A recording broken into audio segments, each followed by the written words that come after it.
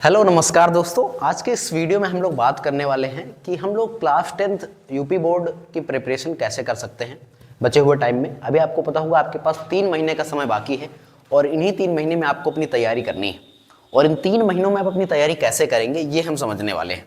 तो चलिए आज के इस वीडियो को शुरू करते हैं। दोस्तों, आपको तैयारी करने के लिए फर्स्ट आप एक बात ध्यान में रखें कि अभी आप पूरा सिलेबस कवर करने पर नहीं लग सकते हो। अभी आपको जो पढ़ना है वो सिर्फ इतना पढ़ना है कि आपके एग्जाम के ओरिएंटेड हो और इम्पॉर्टेंट हो, वही हम सिर्फ पढ़ेंगे। तो यहाँ पे हम बात करते हैं कि how to prepare for class 10th। Class 10th की प्रिपरेशन कैसे करें आज के समय में बचे हुए टाइम में, वो हम समझने वाले हैं।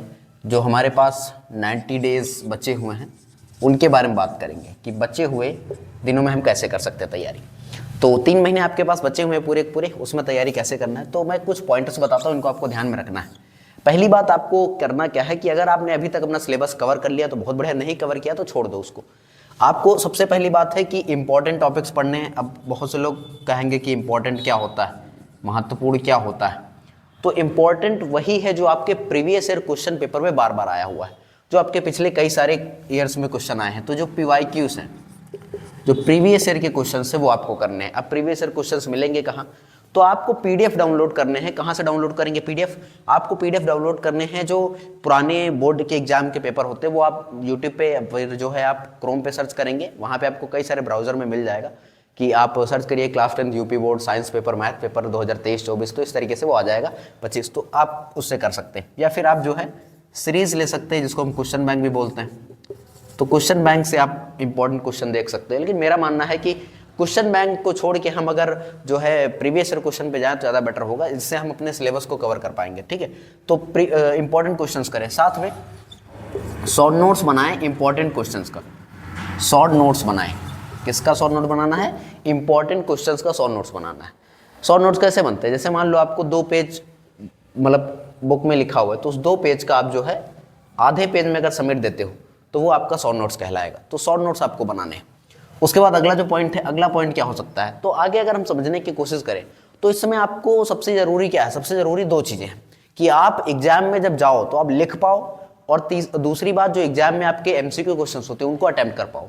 और अभी आपके प्री बोर्ड चलेंगे, फाइल्स बनेंगी, वो सब बहुत टाइम, मतलब उसमें टाइम आपका वेस्ट होगा।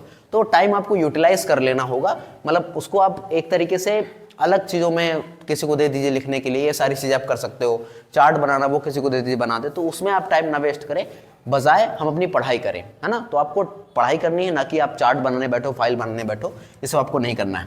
तो हम शॉर्ट नोट्स बना सकते हैं और साथ में हम अपनी आंसर राइटिंग कर सकते हैं। आंसर राइटिंग क्या होती है भाई? आंसर राइटिंग है जो आपके क्वेश्चंस हैं ना, उनके आंसर आप लिखना भी सीख सकते हो।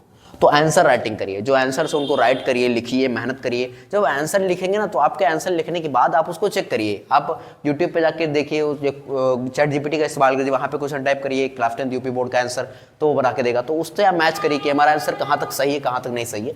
तो इस तरीके से आप आंसर राइटिंग कर सकते हो। इसमें आप चैट GPT का इस्तेमाल कर सकते हो, ठीक है, चैट GPT का इस्तेमाल कर लो, और जो है इसमें आप गूगल का इस्तेमाल कर सकते हो, तो जिससे आप आंसर पता लगा सको। या फिर अपने आप ट्यूशन पढ़ते होंगे, स्कूल में पढ़ते होंगे, वहाँ टीचर से जाके चेक करा लो, 2 मिनट लगेगा। तो ये है बेसिकली, ठीक है। आगे बात करें तो और आप MCQ की प्रैक्टिस कर सकते हो। मल्टीपल चॉइस क्वेश्चंस जो होते हैं उनकी आप बहुत ज़्यादा प्रैक्टिस कर सकते हो, कि आपको पता है कि आपके 20 नंबर जो हैं वो आपके कैसे आने वाले हैं? MCQ से आने वाले हैं। तो MCQ अगर आप प्रैक्टिस नहीं करोगे गाइस तो होगा क्या? होगा यही कि आप एग्जाम में जाओगे, आपको पूरा ब्लैंक रहेगा। आपने थ्योरी पूरी पढ़ी है, 20 नंबर आपके छूट जाएंगे। और 20 नंबर अगर हर सब्जेक्ट में निकालेंगे तो आपके बहुत ज़्यादा नंबर हो जा रहे हैं, यानी 120 नंबर आपके हो जाएंगे। तो आपका लगभग 20% मार्क्स आप छूट जाएगा। तो MCQ आप प्रैक्टिस करके जाइएगा। ऐसे नहीं कि हम एग्जाम में डायरेक्ट सॉल्व करेंगे जाके, ऐसे नहीं करना है। पहले से हमें MCQ क्वेश्चंस की प्रैक्टिस करनी है। तो ये ओवरऑल मैंने आपको बताया ये पॉइंट्स। अब आपके लिए मैं एक प्रो टिप देना चाहूँगा। देखिए, आप ये कर ले, ये कर ले, ये सब कर ले। मैं जब भी वीडियोज़ बनाता हूँ, जब भी मैं यूट्यूब के कोई भी एजुकेशनल रिलेटेड कंटेंट बताता हूँ, तो मैं एक बात हमेशा से बताता हूँ, भले ही वो मैंने करता हूँ, लेकिन मैं जरूर बताता हूँ कि आप रिवीजन जरूर करें। ठीक है, रिवीजन किस चीज़ का करेंगे आप? रिवीजन करेंगे आप उन सभी टॉपिक्स का जो आपने पढ़ रखे हैं। ठीक है, रिवीजन महत्वपूर्ण क्यों है? तो रिवीजन इसलिए महत्वपूर्ण है क्योंकि आप जब मान लीजिए आज पढ़ने बैठे और आपसे 10 दिन के बाद आप सारा कुछ भूल चुके होंगे, क्योंकि आपने दोबारा से उसको पढ़ा नहीं है। तो रिवीजन इसीलिए जरूरी है ताकि हमको चीजें याद रहें। वरना 1 महीने बाद आपको सब कुछ गुल होगा, आपको कुछ नहीं आता होगा। तो रिवीजन इज मस्ट इंपॉर्टेंट, तो ये बात आपको याद रखनी है। तो दोस्तों आई होप आपको समझ में आया होगा कि मैं जो है रिवीजन पे इतना फोकस क्यों कर रहा हूँ, और ये क्लास 10th की प्रिपरेशन में आपकी प्रो टिप हो सकती है जो मैंने बताया है। आप इसी तरीके से प्रिपरेशन करेंगे तो बेझिझक आप 90+ स्कोर करेंगे, और अगर आप अच्छे नंबर लाते हैं तो मुझे बताइए जरूर जो आपका रिजल्ट आए। थैंक यू सो मच इस वीडियो को देखने के लिए। अगर आप किसी भी टॉपिक वीडियो चाहते हैं तो कमेंट करके बता सकते हैं, मैं उस टॉपिक को वीडियो आपके लिए लेके आऊंगा। मिलते हैं आपको नेक्स्ट वीडियो के साथ, तक के लिए जय हिंद, जय भारत।